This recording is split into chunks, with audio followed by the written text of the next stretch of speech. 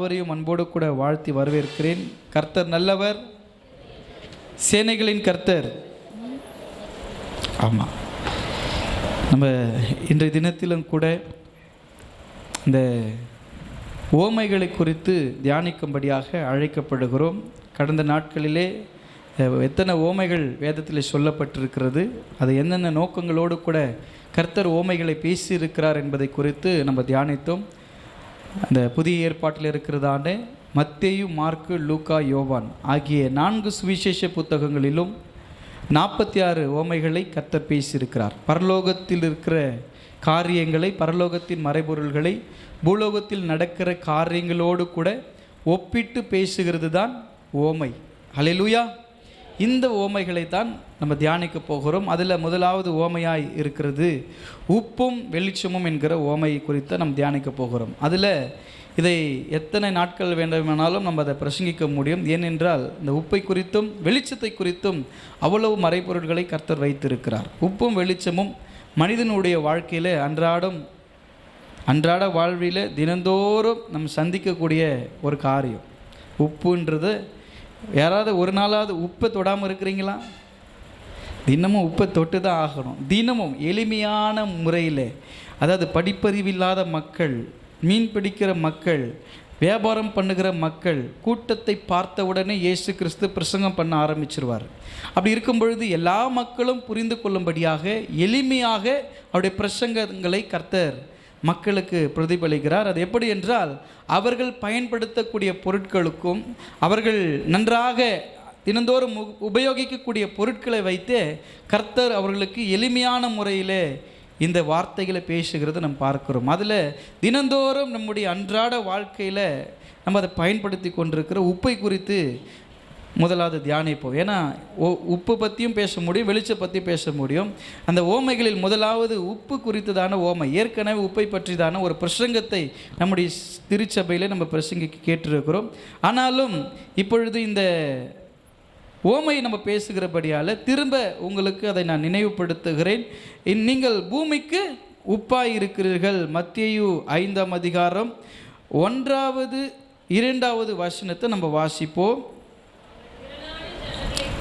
நல்லா கேட்கணும். அவர் திரளான ஜனங்களை கண்டு மலையின் மேல், அவர் இது ஏன் அவர் சொல்கிறாருன்றதை நீங்கள் நல்லா புரிஞ்சுக்குங்க. நான் உங்ககிட்ட கதைலாம் உள்ள ஆண்டவர் என்ன சொல்கிறாரு, ஏன் ஆண்டவர் உப்பை பற்றி பேசணும், ஏன் வெளிச்சத்தை பற்றி ஓமையாக பேசினா, அவர் யாரை காண்கிறார்? அவர் திரளான ஜனங்களை கண்டு மலையின் மேல் ஏறி அவர் உட்கார்ந்த பொழுது அவருடைய சீஷர்கள் அவரிடத்தில் வந்தார்கள். அப்பொழுது அவர் தமது வாயை திறந்து அவர்களுக்கு உபதேசித்து சொன்னது என்னவென்றால், கர்த்தர் இந்த இடத்தில் நீங்கள் யோசித்து பாருங்க, அவர் திரளான ஜனங்களை கண்டு மலை மேலே ஏறுறார். ஏன் மலை மேலே ஏறுறாருன்னா, நான் இங்கே நின்னாதான் உங்களுக்கு தெரியும். அதனால தான் இது மலை மாதிரி போட்டு இங்கே ஏறி நான் நிற்கிறேன். நம்ம கொஞ்சம் ஷார்ட்டு மாதிரி, கொஞ்சம் சில பேருக்கு ரொம்ப உயரமாக தெரிவேன், சில பேர் குள்ளமாக இருக்கிறவங்களுக்கு என்னை பார்த்தா உயரமாக இருக்கும், உயரமாக இருக்கிறவங்களுக்கு என்னை பார்த்தா குள்ளமாக இருக்கும். ஆனால் இங்கே நின்னா எல்லாருமே உயரமாக தெரிவாங்க. பாருங்கள், ஆண்டவர் உயர்ந்த மலையின் மீது நின்று பிரசங்கிக்கிறார். ஏன் ஃபஸ்ட்டு அவர் ஒரு ஷீட்டை தேடுறாரு, நேராக மலை மேலே நிறைய கூட்டத்தை பார்க்குறாரு. கூட்டத்தை பார்த்த உடனே அவருக்கு பிரசங்கம் பண்ணுன்ற ஒரு ஆர்வம் வந்துச்சு. இந்த மக்களுக்கு எதையாவது சொல்லணும், இவங்களுக்கு பரலோக ராஜ்யத்தை குறித்ததான ஒரு விழிப்புணர்வு கொடுக்கணும், வருகை குறித்ததான செய்தி இவங்ககிட்ட கொண்டு போய் சேர்க்கணும். அப்போ எப்படி இதை எளிமையாக சேர்க்க முடியுன்றது கர்த்தர் யோசித்து மலை மேலே ஏறினார். திரளான ஜனங்களை கண்டு மலை மேலே ஏறி அமர்ந்த பிறகு சீஷரிடத்தில் வந்தார்கள். இந்த மக்களுக்கெல்லாம் உபதேசிக்கணும், எளிமையான காரியங்களை போதிக்கணும். முதலாவது பார்த்தீங்கன்னா, இந்த 3வது வசனத்திலிருந்து 12வது வசனம் வரைக்கும் நீங்கள் பார்த்தீங்கன்னா, அவர் சொல்கிறது எல்லாமே பார்த்தீங்கன்னா பாக்கிய வசனங்களாகவே இருக்கும். ஆவியில் எளிமை உள்ளவர்கள் பாக்கியவான்கள், அவர்கள் பரலோக ராஜ்யம் அவர்களுடையது. துயரப்படுகிறவர்கள் பாக்கியவான்கள், அவர்கள் ஆறுதல் அடைவார்கள். சாந்த குணம் உள்ளவர்கள் பாக்கியவான்கள், அவர்கள் பூமியை சுதந்திரித்துக் கொள்ளுவார்கள். நீதி மேல் பசிதாக்கம் உள்ளவர்கள் பாக்கியவான்கள், அவர்கள் திருப்தி அடைவார்கள். இரக்கம் உள்ளவர்கள் பாக்கியவான்கள், அவர்கள் இரக்கம் பெறுவார்கள். இருதயத்தில் சுத்தம் உள்ளவர்கள் பாக்கியவான்கள், அவர்கள் தேவனை தரிசிப்பார்கள். சமாதானம் பண்ணுகிறவர்கள் பாக்கியவான்கள், அவர்கள் தேவனுடைய புத்திரர் எனப்படுவார்கள். நீதி நிமித்தம் துன்பப்படுகிறவர்கள் பாக்கியவான்கள், பரலோக ராஜ்யம் அவர்களுடையது. என் நிமித்தம் உங்களை நிந்தித்து துன்பப்படுத்தி பலவித தீமையான மொழிகளையும் உங்கள் பேரில் பொய்யாய் சொல்லுவார்களானால் நீங்கள் பாக்கியவான்களாய் இருப்பீர்கள். சந்தோஷப்பட்டு களி கூறுங்கள், பரலோகத்தில் உங்கள் பலன் மிகுதியாயிருக்கும். உங்களுக்கும் தீர்க்கதரிசிகள் அப்படியே துன்பப்படுத்தினார்கள். இதுவரைக்குமே கர்த்தர் பேசுகிற ஒவ்வொரு காரியங்களும் நீங்கள் எப்படி புரியாத மாதிரி அப்படியே உட்காந்து, என்னடா இவ்வளோ வேகமாக போயிட்டு இருக்குதே, இது எல்லாமே பாக்கிய வசனங்கள்.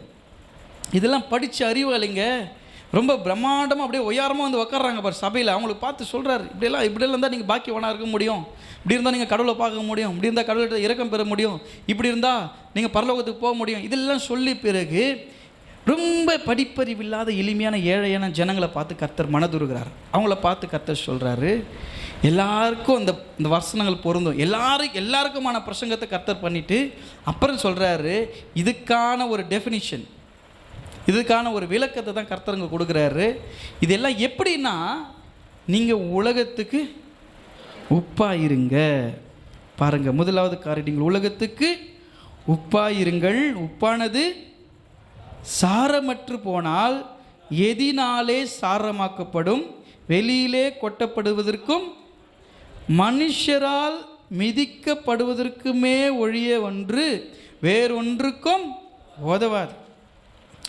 அப்போது இந்த உப்பினுடைய தன்மைகளை பார்க்கும் பொழுது உப்புக்கு பல தன்மைகள் உண்டு. பல சூழ்நிலைகளில் உப்பு பயன்படுத்துகிறாங்க. முதலாவது சுவை நிறைந்த ஒரு தன்மை உப்புக்கு உண்டு. இல்லை, பழமொழி கூட சொல்லுவாங்க, உப்பு இல்லாத பண்டம் குப்பையில் அப்படின்னு சொல்லுவாங்க. உண்மையாகவே உப்பு இல்லைன்னா தூக்கி விசிறடிக்கிறாங்க. உப்பு இல்லை, இன்றைக்கி குடும்பத்தில் பெரிய பிரச்சனை, டைவர்ஸ் வரைக்கும் போகிறது ஒரு காரணம். அது சோத்தில் உப்பு போட மாட்டேறா பாஸ்டர், அப்படி தான், அதுதான் பிரச்சனையே. இன்றைக்கி குடும்பத்தில் பிரச்சனை, கணவன் மனைக்கு பிரச்சனை, அப்பா அம்மாவுக்கு பிள்ளைங்களுக்கு பிரச்சனை என்னென்னா, எங்கள் அம்மாவுக்கு சோத்தில் உப்பே போடாதாப்பா, சொர்ணே இருக்காது எனக்கு. ஏன்டா அப்படி இருக்கிறேன்னு கேட்டால் எனக்கு சொர்ணே இருக்காது. ஏன்? எங்கள் அம்மா உப்பு போட மாட்டாங்க. சும்மா ஒரு வேடிக்கையாக சொல்கிறேன். உப்புன்றது அவ்வளோ இம்பார்ட்டன்ட் லைஃப்பில். உப்புக்காக டைவர்ஸ் ஆகுது, உப்புக்காக சண்டை நடக்குது, உப்புக்காக கத்தியத்தை ஊற்றி போடுறான். உப்பு போடலன்ட்டு ஏன் இத்தனை முறை சொல்கிறது? உப்பு சொம்பு தூக்கி அடிக்கிறான். உப்பு போடல, ஏன்னா தண்ணி முண்டு வச்சுருக்கிறான், தூக்கி அடிக்கிறான் சொம்பு. உப்பு போடாமல் சோறு போடுறேன், நான் உழைக்கலை, சம்பாதிக்கலை, இன்னும் சாப்பாட்டில் உப்பு போட மாட்டியா? ஏமா இல்லைங்க, உப்பு அதிகமாகிடுச்சுன்னா இப்போவே பாருங்க, உங்களுக்கு பிபி அதிகமாக இருக்குது. உப்பு நிறைய போட்டால் உனக்கு இன்னும் எகிரிடுமே. அதனால தான் எனக்கு பிபி ஏறுறதே உப்பு போடாதனால தானே. உப்பு போடாதனால தானே பிபி ஏறுது. நீ உப்பு போட்டால் எனக்கு பிபி அப்படியே டென்ஷன் ஆகிடுவாங்க. உப்புன்றது அவ்வளோ இம்பார்ட்டன்ட் பாருங்கள். இப்போ உப்பு எதுக்கெல்லாம் பயன்படுத்துகிறாங்கன்னா சுவைக்காக தான்.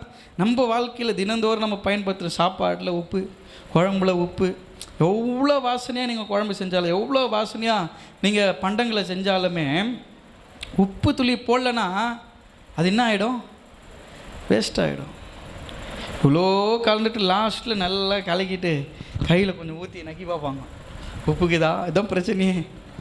கடைசி நேரத்தில் கூட வாசனைலாம் நல்லா தான் இருக்குது, கடைசியாக எடுத்து கொஞ்சம் போட்டு ஐயோ உப்புக்குதா. ஆனால் உப்பு இல்லைன்னா பிரச்சனை ஆகிடும். எல்லாத்தையும் நல்லா பண்ணிவிட்டு உப்பு இல்லை, உப்பு போட்டு அப்புறமா கொஞ்சம் உப்பு போட்டு கலக்கி, ஆஹா என்ன டேஸ்ட்டு. அப்போ சுவை ரொம்ப முக்கியமானது. மனுஷ வாழ்வை பரலோகத்துக்குரிய காரியங்களோடு கர்த்தர் ஒப்பிட்டு பேசுகிறாரு. அது எப்படின்றது தான் இன்றைக்கி நம்ம தியானிக்க போகிறோம். ரெண்டாவது, இது வந்து குப்பையில் போடுற ஒரு பண்டமாக நம்ம என்றைக்குமே இருந்துடக்கூடாது. ரெண்டாவது பாருங்கள், உப்பு வந்து கெட்டு போகாமல் இருக்க, பொருட்கள் கெட்டு போகாமல் இருக்க என்ன பண்ணுறாங்க? உப்பை பயன்படுத்துகிறாங்க. உதாரணமாக ஊறுக்காய் உப்பு கண்டம் போடுவாங்க, பார்த்துக்கிறீங்களா? உப்பு கண்டம் போட்டு இந்த ஊறுக்காவை காய வச்சு அதுக்கப்புறமா என்ன பண்ணுவாங்க? நல்லா அதை போட்டு தாளித்து அப்புறமா இப்போ சொல்லும் போதே வாய் ஊர் நிறைய, இப்போ ஊறுகாவா ஐயோ நல்லா இருக்குமே அப்படி ஞாபகம் வந்துச்சு நிறைய பேருக்கு. சில பேர் கறி உப்பு கண்டம் போடுவாங்க. இல்லை, நல்ல கறி வாங்கிட்டு வந்து மிளகாத்தூள் உப்பு போட்டு நல்லா காய வச்சு அதை நல்லா தடவி கொஞ்சம் நல்லா வெயிலில் கவுத்து காய வைப்பாங்க. காய வச்சுட்டு உப்பு கண்டம் போட்ட கறி அது எப்போவுமே வீட்டில் டப்பாவில் இருக்கும். அங்கே ரசம் வைக்கும்போது 2 எடுத்து நசுக்கி எண்ணெயில் போட்டு சாப்பிட்னா அவ்வளோ டேஸ்ட்டாக இருக்கும். உப்பு கண்டம் நீங்கள் சாப்பிட்டுக்கிறீங்களா இல்லையா தெரில. எங்களுக்கு பாய் இருக்கிறாரு, அவர் எடுத்து வந்து கொடுப்பார். எப்பவுமே குர்பானி கறி கொடுப்பாங்க. இந்த ஈசாக்கு பலியிடுறதுக்கு பதில் ஆடு பலியிட்டாங்க பாருங்கள், அதுதான் பக்ரீத் பண்டிகை. நம்ம சகோதரர்கள் கொண்டாடுறாங்களே பக்ரீத்துன்றாங்களே. என்னது பக்ரீத்துனா? எனக்காக ஒரு ஆடு வெட்டப்பட்டிருக்கிறது, ஈகை தினம். எனக்காக வெட்டப்பட்ட ஆடு, இயேசு கிறிஸ்து எனக்காக வெட்டப்படு. அந்த இடத்துல வந்து ஈசாக்கு பலியாக இருக்கணும், நம்ம தான் பலியாக இருக்கணும். ஆனால் கர்த்தர் நம்ம பலியாகாதபடிக்கு ஒரு ஆடு எனக்காக பலியாகுது, அதுதான் இயேசு கிறிஸ்து. அங்கே பலியிடப்பட்ட ஆட்டை என்ன பண்ணுறாங்க, எல்லாருக்கும் அவருடைய சந்தோஷத்தை பகிர்ந்து கொள்கிறாங்க. அதுதான் என்ன பண்ணுவாங்க, எல்லாருக்கும் கறி கொடுப்பாங்க. எங்கள் வீட்டுக்கு நிறைய அண்ணன் கூட நிறைய வரும் கறி பாருங்கள்.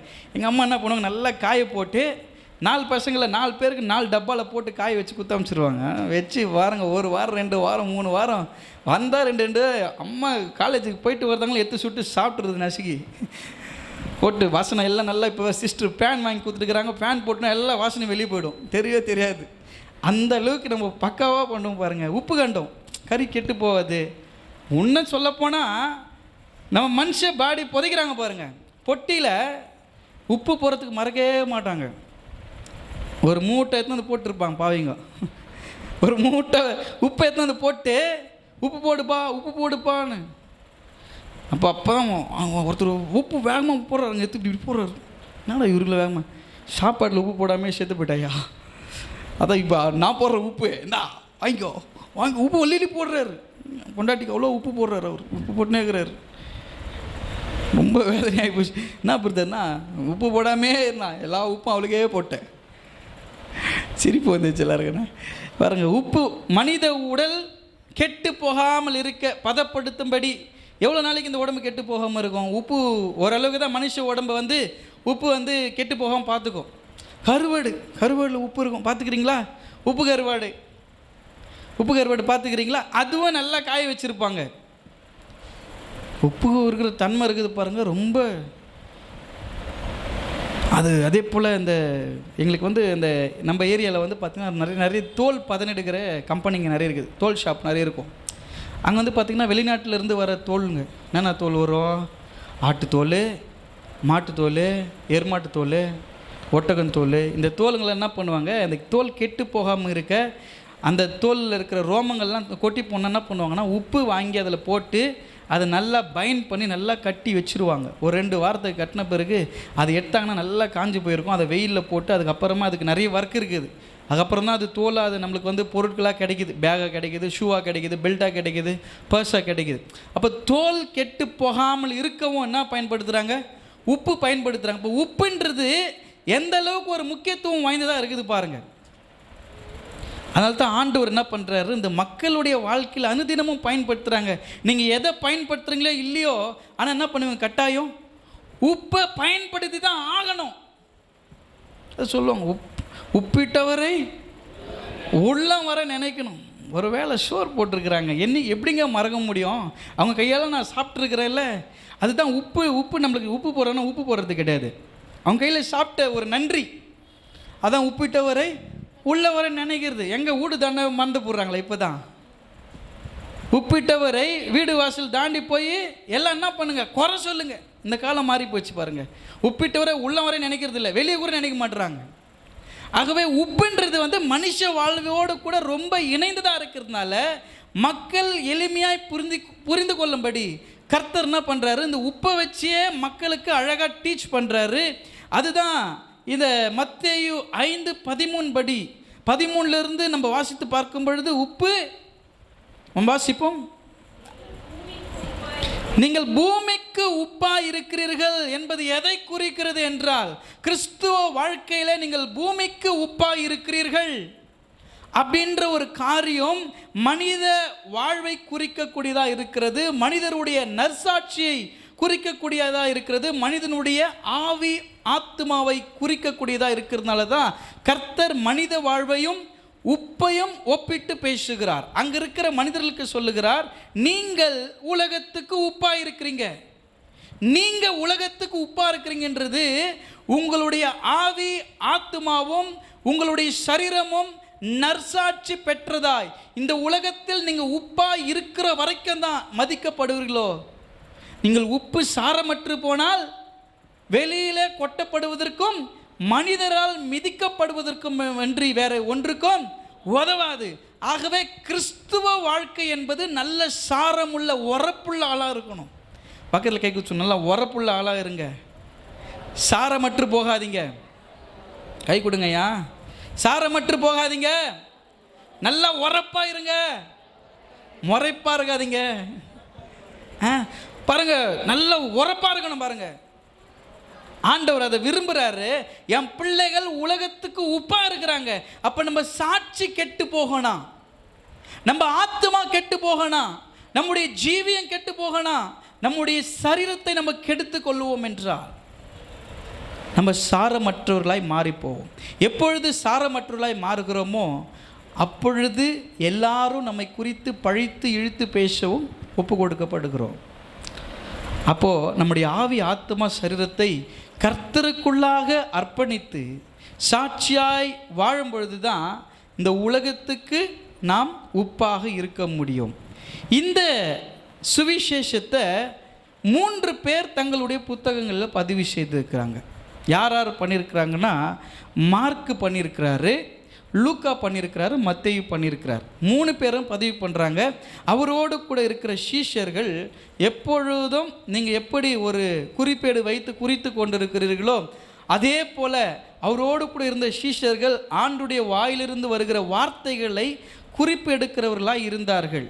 இப்பொழுது பார்த்தீங்கன்னா, ஒரு இடத்துல ஒரு தலைவர் பேசி கொண்டிருக்கிறாருன்னா ஒரு 4-5 மீடியா ஆட்கள் அந்த இடத்துல இருப்பாங்க. அவங்க பேசுகிறது என்னன்றதை அவங்க எழுதுவாங்க. இப்போது உதாரணத்துக்கு உங்களுக்கு சொல்கிறேன், இது ஒரு ஓமையாக நினச்சிங்க. தினத்தந்தி இருக்குது, தினகரன் இருக்குது, தினமலர் இருக்குது, வேறு என்ன இருக்குது, மாலை முரசு இருக்குது. 4 செய்தித்தாளிலிருந்து இப்போது நம்ம சொல்கிற காரியத்தை எழுதுகிறாங்க அப்படின்னா எல்லாருமே ஒரே மாதிரி எழுத மாட்டாங்க. அவர்களுக்கு என்ன புரிந்து கொள்ளுதல் இருக்குதோ அதன்படி எழுதி அவங்க நியூஸ் போடும்போது சில பேருக்கு வந்து தினகரனில் வர நியூஸ் தான் பிடிக்கும், சில பேருக்கு தினத்தந்தியில் வர நியூஸ் தான் பிடிக்கும்.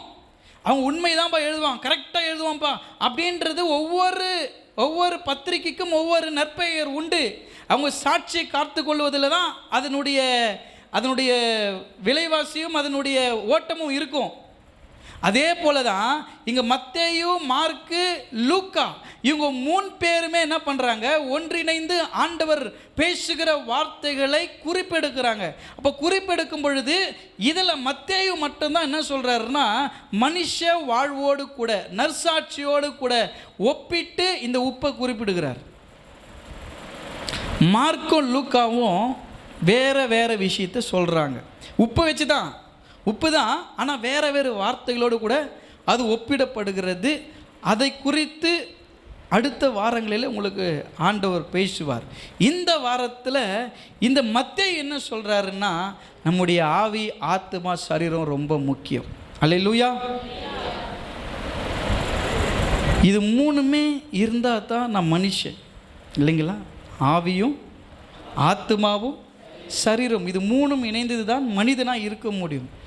ஆவி இல்லைன்னா எனக்கு பெயர் போனம், ஆத்மா இல்லைன்னா நான் ஒரு விசுவாசி கிடையாது. எனக்குள்ள ஆத்மாவே அவன் ஒரு நல்ல ஆத்மாவே கிடையாது, பொல்லாத மனுஷன், அவன் ஒரு துர்மார்க்கமானவன் அப்படின்றது எதனாலனா, அவங்க வெரி குட் சோலுங்க, அவங்க நல்ல ஆத்மா அவங்க சபையில் அப்படின்றது என்னென்னா, நீங்கள் எந்த அளவுக்கு கர்த்தரோடு கூட இணைந்திருக்கிறீங்களோ அதை பொறுத்து தான் இருக்கும், இல்லை? அதே போல் சரீரம் இல்லை, ஆவி இருக்குது, ஆத்மா இருக்குது. சரீரம் இல்லைன்னா நான் என்னது, ஆவி தான், இல்லை? அது minus into minus plus, plus into minus ப்ளஸ்ன்ற மாதிரி எது ஒன்று இல்லைனாலும் நமக்கு பெயரே மாறிட்டு பாருங்கள். அப்போ ஆவி ஆத்மா சரீரம் இணைந்தது தான் ஒரு மனிதன். அதே போல தான் இப்போ திரித்துவன்றது பிதா குமாரன் பரிசுத்த ஆவி எப்படியோ, இப்போ மனுஷ சரீரம் என்பது ஒன்றிணைக்கப்பட்ட ஒன்றா இருக்குது. அப்போ ஆண்டவருக்கு எது முக்கியம்? ஆவி முக்கியமா, ஆத்மா முக்கியமா, சரீரம் முக்கியமா? 3மே முக்கியம். ஹல்லேலூயா. அதுக்கு தான் கர்த்தர் சொல்கிறாரு, இந்த சரீரம் உப்பா இருக்கும் என்றால் 4 பேருக்கு நான் பிரயோஜனமாக இருக்கணும், இல்லை? நான் சாரமற்று இருந்தேன்னா நான் 4 பேருக்கு பிரயோஜனமாக இருக்க முடியாது. இயேசுவை எனக்குள்ளே உள்வாங்கி இருக்கிறேன், ஆண்டவர் நான் பின்பற்றுகிறேன், அவருடைய இறை வார்த்தையின்படி நான் நடந்து கொள்ள விரும்புகிறேன் என்பது அவரோடு கூட எனக்கு இருக்கிற நல்ல ஐக்கியம். என் ஆவி மாத்திரம்தான் ஆண்டவரோடு கூட இருக்கும். என் சரீரம் எல்லா தீமைக்கு நான் ஒப்பு கொடுப்பேன், எல்லா தவறும் பண்ணுவேன். என் சரீரத்தில் கடவுளுக்கு விரோதமாக நல்லா பாவம் பண்ண முடியுமோ எல்லாம் பாவம் பண்ணுவேன். என் சரீரத்தை நான் கீறிக்கிறது ஒரு பாவம் தெரியுமா? என் ஃப்ரெண்டுக்காக கீறிக்கிறாங்க பாரு. சில பேர்கிட்டலாம் வீர தழும்புகள் இருக்கும், அப்படியே இங்கே ஸ்டார்ட் பண்ணி இங்கே வரைக்கும் அர்த்தம் இருப்பாங்க. கோடு கோடு கோடு கோடு கோடு கோடு கோடு கோடு கோடு எல்லாத்துலேயும் கோடு போட்டுன்னு இருப்பான். கோடு கோடு கோடு கோடு கோடு கோடு அங்கே போட்டுக்கிற கோடு ஒரு கோடு இங்கே போட்டிங்கன்னா போதும், கர்த்தரை கூட நெத்திரை அடைந்து விடுவார்கள். அங்கெல்லாம் போட்டால் போயிடுமே தான் என்ன பண்ணுறாங்க, கையில் போட்டுன்னு பயம் காட்டுறாங்க. அதை வேறு ஃபோட்டோ எடுத்து அனுப்புகிறான். பாரு எவ்வளோ ரத்தம், கை உனக்காக அறுத்துக்குன்னுக்கிறேன், உனக்காக கழுத்து அறுத்துக்குன்னு சொன்னான்னா போய் சேர்ந்துருவான், ஒழிஞ்சிடுவான். ஆனால் கை அறுத்துக்குன்னு பயம் காட்டிக்கின்னு திமிரு கொழுப்பு.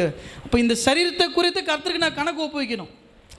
இன்னும் சில பேர் என்ன பண்ணுவாங்கன்னா, டேட்டோ இப்போ வந்து ட்ரெண்டிங், அது பச்சை குத்திக்குவான். இந்த சரீரத்தை குறித்து நான் என்ன பண்ணோம், கடவுளுக்கு கணக்கு கொடுக்கணும். எப்படி கொடுத்தார சாமி, நீ கொடுத்ததை நான் சைக்கிள் ஓட்டும்போது கீழே விழுந்து வாரிக்கிச்சு கொஞ்சம், அந்த தழும்புகள் நான் ஒன்றுமே பண்ண முடியாது ராஜா, நீங்கள் எனக்கு பாதுகாத்து நான் ஊந்துருக்க முடியாது, சைக்கிள்லேருந்து ஊந்தா கற்றுக்கணும், வேறு வழி கிடையாது. இப்போ தான் 2 சக்கரம் வச்சு சைக்கிள்லாம் வந்துச்சு, கீழே விழாமல் மெரிக்கிறாங்க குழந்தைங்க. அது சக்கரம் இல்லாமல் ஓட்டினா ஓட்ட மாட்டேது, பயந்துன்னு வீட்டில் இருக்குது. கீழே 2 சக்கரம் கூட இருந்துச்சுன்னா ஐயா நீங்கள் சொல்லுங்கள். இப்போது 2 சக்கரங்கிறது தான் சைக்கிள், 4 சக்கரங்கிறது வந்து ஆன்டிகேப்டாக இருக்கிறவங்க ஓட்டுறது. நாங்கள்லாம் 2 சைக்கிளில் 2 டயர் இருக்கிற சைக்கிளில் தில்லா கற்றுக்கணும். நான் கொஞ்சம் பிடிச்சி விடனான்னுவாங்க. அவர் பின்னாடி கேரியர் பிடிச்சினுக்கிறாருன்னு ரைத்தில் போன பின்னாடி திரும்பி பார்த்தா இருக்க மாட்டார். அவர் பிடிக்கலான்னு தெரிஞ்சப்போ தான் கீழே விழுவுமே. இதுங்களுக்கு கீழே விழாது. எப்போவுமே என்ன பண்ணும், 2 பக்கம் 2 டயர் போட்டுக்கிற சைக்கிளை போட்டு கர கர கர கரன்னு மெரிக்கிறாங்க. அப்படியே சவுண்டாக கர கர கர கரன்னு போ. என்னன்னா இது பார்த்து சைக்கிள் ஓட்டுற நல்லா ஓட்டுற 2 டயர் இது கைட்டிட்டு ஓட்டு பாருங்க, ஓட்டு சொல்லுங்கள், தொட மாட்டாங்க. ஒரு பக்கம் வளைஞ்சிக்கிச்சுனாவே அது ஒஞ்சிட்டுக்குது, அது டம்மி.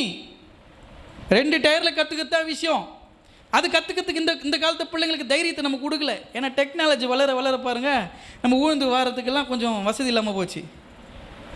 அடிப்பட்டது வீரத்தழும்பு, அதுக்கு ஒன்றும் நம்ம பண்ண முடியாது. சில நேரத்தில் விபத்தில் ஏற்படுற காயங்கள், அந்த தழும்புகள்லாம் வந்து நம்மளுக்கு அடையாளமாக மாறிடும். அதை குறித்து கர்த்தர் வந்து எதுவும் கணக்கு கேட்க மாட்டார். ஆனால் நீ போடுற டேட்டோவுக்கு கர்த்தர் என்ன பண்ணுவார், வாடா வாமா உன்னை தான் எதிர்பார்த்துன்னு இருக்கிறேன், உனக்கு பேர் எழுதணும், நானே எழுதி அனுப்பிச்சிருக்க மாட்டேனா உன் நெத்தியில் லவ் ஹார்ட் போட்டு அம்பு விடுறது, பச்சை குத்திக்கிறது, இங்கேருந்து இங்கே வரைக்கும் பச்சை குத்தி. இப்போ வந்து மனுஷன் கர்த்தர் இந்த உலகத்தில் மனுஷனை ஹலோ ஏலியன்றான். ஒருத்தன் பிசாசு மாதிரியே இருக்கிறான், ஹலோ ஏலியன் அப்படின்றான். நாக்கு 2ஆ பொழுதுக்குன்னு, மூக்கில் பெரிய ஓட்டை போட்டுக்குன்னு, காதில் ஒரு ஓட்டை போட்டுக்குன்னு, இங்கே ஒன்று ஓட்டை அங்கே விட்றான். நாக்கு பார்க்கும்போது பிசாசு மாதிரியே இருக்கிறாங்க. அவன் கடவுள் மனுஷனை படித்தார், எவ்வளோ அழகாக படிச்சுக்கிறார். அவங்கள பார்க்கும்போது எவ்வளோ சந்தோஷமாக இருக்குது. அழகாக சிரிச்சிட்டு அழகாய் நிற்கும் யார் இவர்கள் சிரிச்ச மாதிரியே உக்காந்துட்டு இருக்கிறீங்க. அவங்கள பார்த்தா பயமாக இருக்குது. வந்தானா இப்போ பேர் வெளியே ஆதிஷ் ஓடுகிறான்னா அவனை பார்த்தோன்னு அலர் ஓடி வந்துடுவான். அந்த மாதிரிக்கிறான். அவன் வந்து மனுஷங்களை பார்த்துனா சொல்கிறான் அவர் மனுஷனா, நம்மளாம் ஏலியன், அவ்வளோ ஏலியன், அவன் ஏலியன் மாதிரி நம்மளும் ஏலியன்றான். இப்போ அவன் சரீரத்தை குறித்து அவன் என்ன பண்ணோம், கடவுளுக்கு சாட்சி கொடுக்கணும். பிரதர் சிஸ்டர், உங்களுடைய சரீரத்தை குறித்த கணக்கை கர்த்தருக்கு ஒப்பு கொடுக்கணும். உன் சரீரத்தை சாப்பாடு போடாமல் நீ சித்திரவதை பண்ணணும், அதுக்கு கணக்கு கொடுக்கணும். குடல் வயிறுலாம் போய் சொல்லும், சாமி இது சாப்பிடவே மாட்டுது, வயிறு வெளியுது. பிரச்சனை எதனால் வருது உனக்கு சொல்லிட்டோமா? ஃபஸ்ட்டு வயிறு எரியுது, நெஞ்சு எரியுதுன்னு என்ன அர்த்தம்? அல்சர் வரப்போகுதுன்னு அர்த்தம். வாயில் புண்ணு வரும், அல்சர் வரும், அல்சரு கேன்சராக மாறும். கேன்சராக மாறினா ஈமோ கொடுக்கணும், ஈமோ கொடுத்தா முடியெல்லாம் கொட்டி போயிடும். அழகு மாயை நீலைத்திடாதே, அதை நம்பாதே மாயக்கிடுமே, மரணம் ஓர் நாள் சந்திக்குமே, மறவாதே உன்னாண்டவரை. அழகுலாம் நிலைக்காது. நம்ம நினைக்கிறோம்ல டேட்டோ போட்டுக்கிறது ரொம்ப அழகு, சிம்பிள். ஐயா பார்க்குற மாதிரி போட்டால் தானே பிரச்சனை. நான் என்னங்க பார்த்து உங்களுக்கு பிரயோஜனமாக இருக்குது. கர்த்தர் நீங்கள் எங்கே டேட்டோவை போட்டாலும் அவர் பார்ப்பார், காது மேலே அடிப்பார். உன்னை இப்படி உனக்கு எனக்கு ஆல்ரெடி டேட்டோ போட்டு அனுப்பிச்சிருக்கிறாரு. என் கையில் பாருங்கள் மச்சம் இல்லாமல் இருக்குது. அதுதான் டேட்டோ. கடவுள் போகிற டேட்டோன்றது என்னது? சில பேர் பார்த்தா மூஞ்சி ஃபுல்லாக மச்சம் அழகாக இருக்கும். அவங்களாம் முதல்லலாம் மூஞ்சி ஃபுல்லாக ஒருத்தனுக்கு மச்சம் இருக்கும், பார்த்துக்கிறீங்களா? ஒரு பக்கம் ஃபுல்லாக அப்படியே கருப்பாக இருக்கும். என்ன மச்சம் அப்படியே இல்லை, அப்படியே ஐயோ என்னடா மூஞ்சி ஃபுல்லாக கருப்பு, ஒரு பக்கம் ஃபுல்லாக கருப்பாக இருக்குது அப்படின்னு சொல்லுவாங்க. இப்போ இவனே போயிட்டு என்ன பண்ணுறான், மூஞ்சி ஃபுல்லாக டேட்டோ போடுறேன்ட்டு இந்த கழுத்து ஃபுல்லாக அப்படி போட்டுன்னு அப்படியே ஏதேன் தோட்டத்தில் எட்டி பார்த்த மாதிரியே இருக்குது. அது பயமாக இருக்குது. குட்ட சரீரத்தை அதெல்லாம் சாரமற்ற உப்பு, சாரமற்ற உப்பு. நீங்கள் சாரமற்று போகிறதுக்கு வேறு எதுவுமே பண்ண தேவையில்லை. நீங்கள் குட்ட சரீரத்தை கீறிக்கிறீங்கன்னா நீங்கள் சாரமற்ற உப்பு. ரட்சிக்கப்பட்ட பிறகு, ரட்சிக்கப்பட்டது ஏதோ ஒன்று செஞ்சுவிட்டீங்க. ரட்சிக்கப்படுறதுக்கு முன்னாடி, ஐயா நான் சபைக்குள்ளே வரத்துக்கு முன்னாடி, ஆண்டவர் தெரிஞ்சுக்க முன்னாடி இதெல்லாம் பண்ணியிருக்கிறேன், ஆனால் இன்றைக்கி இயேசுவின் சொந்த ரட்சகரை ஏற்றுக்கணும், அப்போ இதெல்லாம் விட்டுட்டு அப்படின்னு சந்தோஷம். கர்த்தர் அதை பற்றி கேட்க மாட்டார், அதெல்லாம் கிரிக்கிட்டு போட்டுருவார். என் பிள்ளை வந்து மனமாறி வந்துக்கிறானே அப்படின்ட்டு அரவணைச்சுக்குவார். அது பிரச்சனை கிடையாது. ஆனால் உள்ளே வந்துட்டு உக்காந்துக்கினே அந்த கடையில் சூப்பராக போடுறாங்களாம், பேர் ஸ்டைலாக போடுறாங்களாம், அப்படி இப்படி ஆகிடுவாங்க. அப்புறமா டேட்டோ போட்டது அங்கே டேட்டோ போடுறது கேன்சர் வருது, டேட்டோ வேறு ஒருத்தனுக்கு போட்டது தெரியாமல் போட்டு இவங்களுக்கு அந்த வியாதி வந்துச்சு. நரம்பில் பட்டுச்சுன்னா பிரச்சனை, சில பிளட்டில் பட்டுச்சுன்னா உங்களுக்கு தேவையில்லாத பிரச்சனை. அதெல்லாம் எதுக்கு டேட்டோ போட்டுன்னு அது வந்து நம்மளுக்கு வந்து அது நம்மளுக்கு புரிய மாட்டுது. நம்ம சரீரத்தை குறித்து அவயத்தை குறித்து கர்த்தருக்கு கணக்கு கொடுக்கணும். நான் எனக்கு அதுதான் எனக்கு பட்டர்ஃப்ளை போடணுன்னா எனக்கு போட்டு அமைச்சிருக்க மாட்டாரா? நம்மளுக்கு அவசியம் இல்லை. நம்ம எப்படி இருக்குமோ அப்படி இருந்தால் தான் அழகாக இருப்போங்க. ஆமாவா இல்லையா? நார்மலாக இருந்தாவே நல்லா இருப்போம். நம்ம அலங்காரம்னு பண்ணுறது தான். நீங்கள் பொதுவாக யோசிச்சு பாருங்கள், ஒரு மணமகள் யோசிச்சு பாருங்கள், அவங்க நல்லா இருப்பாங்க, அழகாக இருப்பாங்க நார்மலாக பார்க்கும்போது. ஆனால் அவங்களுக்கு மேரேஜுக்கு டெக்கரேஷன் போகிறேன்னு சொல்லிட்டு நம்மளுக்கே டவுட்டாக இருக்குது, இது வேறு யாருன்னா பொண்ணுத்துக்கு நிற்க வச்சுட்டாங்களா, இது அந்த பையன் தானா, விகடன் போக மாதிரி இருக்கிற ஆள், பயமாக இருக்குது. மாறிடுது, தோற்றமே மாறிடுது. இல்லை அலங்காரன்றது அவ்வளோதான். நம்முடைய சரீரத்தை குறித்து கர்த்தருக்கு நம்ம என்ன பண்ணணும், கணக்கு கொடுக்கணும். டேட்டோ போடுறது என்ன பாருங்க, உங்களுக்கு காது குத்தியே பிறக்க வச்சுருக்கலாம், ஏதோ ஒரு ஏதோ கம்பல் போடணும், காதணி போடணும் அப்படின்னால ஒரு காது குத்தலாம், சந்தோஷங்க. வரிசையாக 1 2 3 4 5 6 கொப்பு காது, கிப்பு காது, சொப்பு காது, எல்லா காதும் குத்திக்கிட்டு இங்கேருந்து தொடங்குதுங்க கம்பல். அது என்னன்னா ஹஸ்பண்டை ஏமாற்றி ஒரு மாதம் சேலரி சேர்த்து ஒரு வலையும் வாங்கி மாட்டிக்கிறதுக்கு தான் வரிசையாக குத்தி வச்சுனுக்குது. கரெக்டா? நம்மளுக்கு எதுக்கு ஏதோ வரிசையாக அப்படியே குத்திக்கின்னு அப்படியே ஒரு மாதிரியாக பார்க்கறதுக்கு விகாரமாக இருக்கும். சும்மா ஒரு கம்பல் போட்டால் நல்லா இருக்க போகுது. என்னம்மா சில பேர்லாம் பொருத்தனை பண்ணி ஒப்பு கொடுத்து எனக்கு அதெல்லாம் வேணாங்க சாமி, இதெல்லாம் எனக்கு வெறுத்து போச்சு, என்னது தங்கம் பொண்ணு வைரம் வெள்ளி எல்லாத்துலையும் நான் நடக்க போகிறேன், கர்த்தர் எனக்கு பரலோகத்தில் வச்சுருக்கிறேன், எனக்கு தேவையில்லை. உலகத்தில் சில பேர் வந்து அதை நிறைய யூஸ் பண்ணி வேணான்ட்டு வெறுத்துங்களாம் உண்டு. சில பேருக்கு அந்த ஆசை என்ன பண்ண மாட்டுது, விட மாட்டுது. ஒரு லோன் போட்டு என்ன பண்ணிடலாம், ஒரு 2 சவரம் வாங்கி வச்சிடலாம், விலை ஏறி போச்சுன்னா என்ன பண்ணுறது, இப்போ வாங்கி வச்சிடலாம். ரொம்ப புத்திசாலித்தனமாக யோசிப்பாங்க. லோன் கட்ட முடியாமல் அதே நகை எடுத்து போய் பேங்கில் வைப்பாங்க. என்ன கொடுமை பாருங்க, லோன் போட்டு வாங்க அதே நகையை லோன் கட்ட முடியாமல் இவங்க எடுத்து போய் வச்சுட்டு அந்த அந்த அந்த அந்த நகை வச்சா லோன் கட்டுன்னு இருப்பாங்க. அதுக்கு எதுக்கு நகை வாங்கணும், அதுக்கு சேர்த்து வச்சே வாங்கியிருக்கலாமே.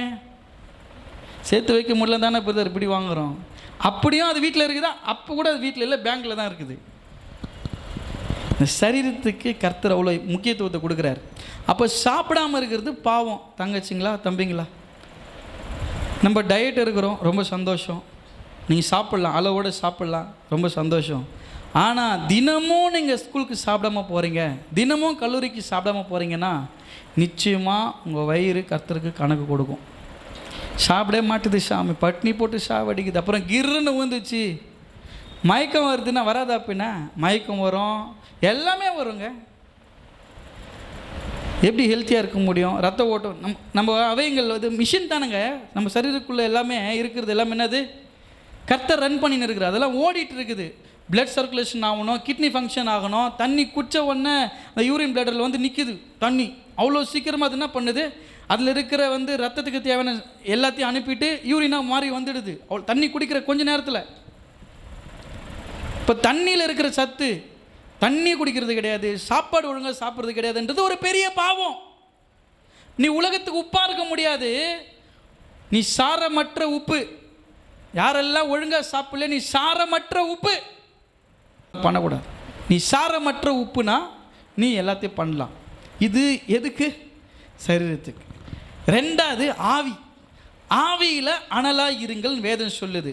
நீ உப்பாக இருக்கிறனா, அதாவது நல்ல தண்ணியும் கெட்ட தண்ணியும் ஒரே ஊற்றிலிருந்து புறப்படாது. இப்போ நல்ல வார்த்தையும் கெட்ட வார்த்தையும் எப்படி ஒரே வாயிலிருந்து வரும்? நான் பேசுகிற வார்த்தைகள்னால தான் என் ஆவி கெட்டு போகுது.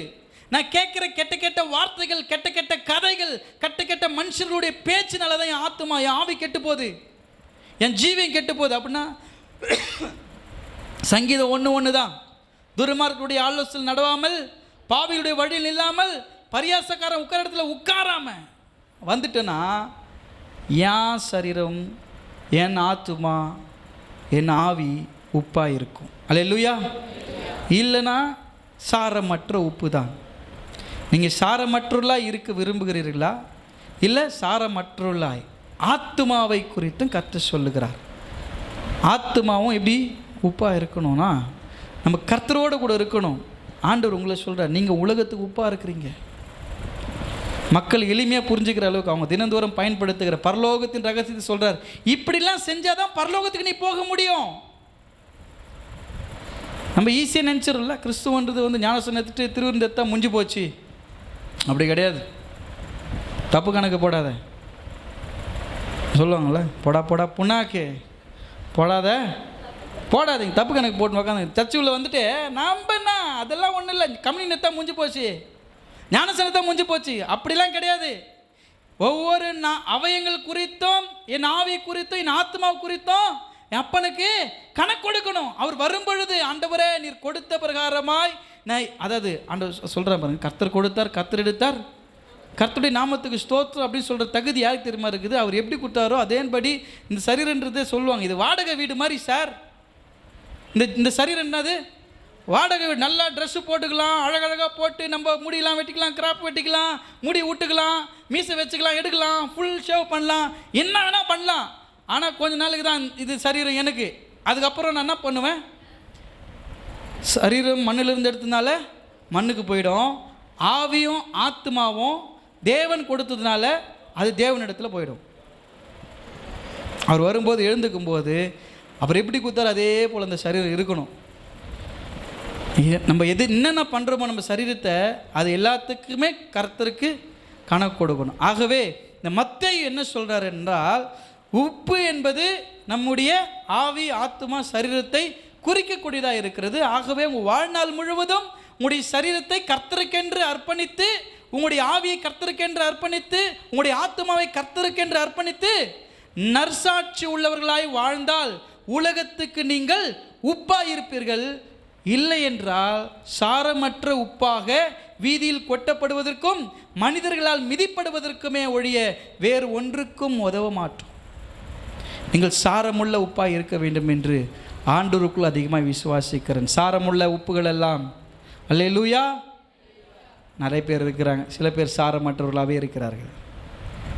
அவை சாரமுள்ள உப்புகளாய் நீங்கள் இருந்து உங்களுடைய ஆவி ஆத்மா சரீரத்தை நீங்கள் காத்து கொள்ளுங்கள். அடுத்த வாரத்தில் மார்க்கு என்ன சொல்கிறாருன்றதை குறித்து நம்ம தியானிப்போம். கர்த்தர் அதை குறித்து உங்களிடத்தை பேசுவார். இந்த வார்த்தைகளை சிந்தித்து செயல்படுங்கள். கர்த்தர் உங்களையும் உங்கள் குடும்பத்தையும் ஆசீர்வதிப்பார். உங்கள் சரீரமும் உங்கள் ஆவி ஆத்மா கர்த்தருக்கு ரொம்ப முக்கியம். இப்போ உப்புன்றது மத்தேயு என்ன சொல்கிறார்? உப்புன்னா என்னது? நீங்கள் உலகத்துக்கு உப்பாக இருக்கிறீங்கன்றது எதை குறிக்குது? நற்சாட்சி உள்ள வாழ்வு. ஆவி ஆத்மா சரீரத்தை குறிக்கக்கூடதாய் அதை தான் உப்பாக ஒப்பிட்டு கர்த்தர் சொல்லுகிறார். அதை தான் மத்தேயு என்ன பண்ணியிருக்கிறாரு? பதிவு செய்திருக்கிறார். மார்க்குடைய புரிந்து கொள்ளுதல் குறித்து கர்த்தருக்கு சித்தமானால் அடுத்த வாரங்களை தியானிப்போம். கர்த்தர் உங்களை ஆசீர்வதிப்பார். நம் யாவரும் எழுந்து நின்று